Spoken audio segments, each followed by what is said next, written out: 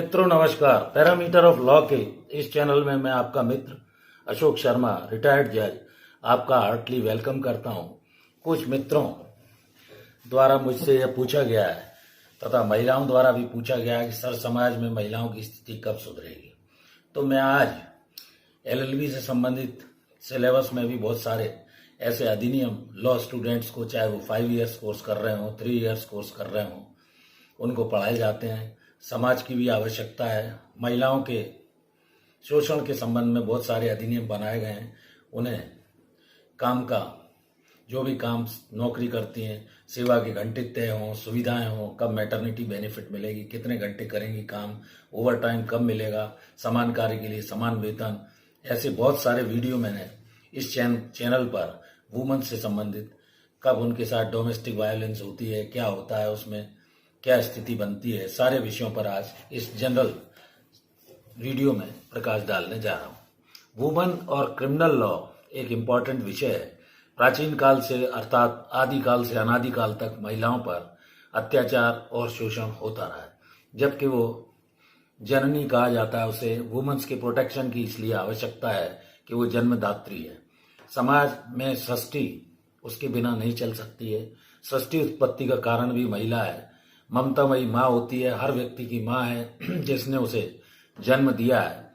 ऐसी स्थिति में महिला के अधिकारों के प्रति उसका मूल्यांकन करना एक बहुत ही कठिन विषय है। प्राचीन काल से महिलाओं की स्थिति सामान्यतः दयनीय रही है। बहुत सारी गरीब महिलाएं जो अपने पेट में बच्चे को पालती हैं, उनके लिए खाने को सही अनाज नहीं है। और हमारा जो कॉन्स्टिट्यूशन है, भारत का संविधान है, उसमें महिलाओं को एक वीकर सेक्शन, कमजोर पक्ष माना गया है। ऐसी कई स्थितियां हैं जिनमें हालात को सुधारा जा सकता है। उसके लिए समय समय पर विधायिका द्वारा, भारत की संसद के द्वारा, राज्य सरकारों के द्वारा कई कानून बनाए गए हैं। तो वैदिक काल से लेकर ब्रिटिश काल तक तथा वर्तमान में इस तरह के बहुत सारे कानून बनाए गए हैं। भारत के संविधान के अनुच्छेद 14 और 16 भी महिलाओं के लिए प्रोटेक्शन देते हैं। समान कार्य के समान वेतन, शोषण न हो उनका, अनैतिक व्यापार उनके साथ न किया जाए, कामकाजी महिलाओं का संरक्षण हो, आरक्षण मिले, पति द्वारा उनको भरण पोषण भत्ता दिया जाए। अगर कोई मेंटेनेंस से संबंधित विवाद है, सीआरपीसी की धारा 125 इस बारे में प्रावधान करती है। पति को भरण पोषण देना होगा और ये राशि कितनी होगी, कब कहाँ दे होगी। मैंने अलग अलग विषयों पर बहुत सारे वीडियो इस वुमन एम्पावरमेंट के संबंध में, वुमेन्स लॉ से संबंधित बनाए हुए हैं, जो इस चैनल की प्लेलिस्ट में आप जाकर देख सकते हैं।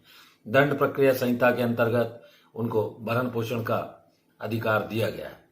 घरेलू हिंसा का भी एक अधिनियम है 2005।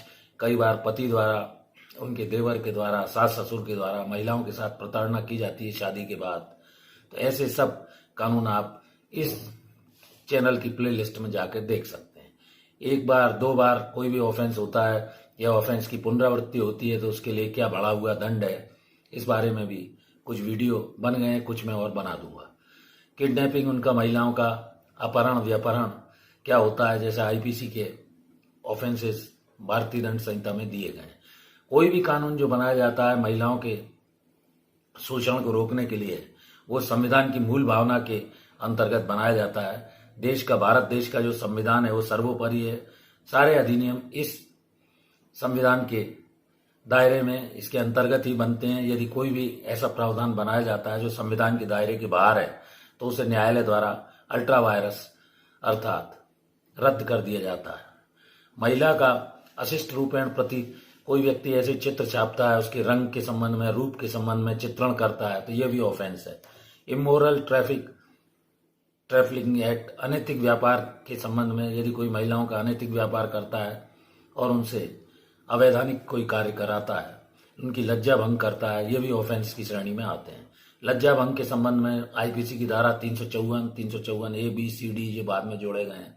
509 लोक स्थान में कोई इस तरह की उनके साथ हरकत करता है। धारा 375 आईपीसी है जिसमें बलात्कार से संबंधित अपराधों को परिभाषित किया गया है।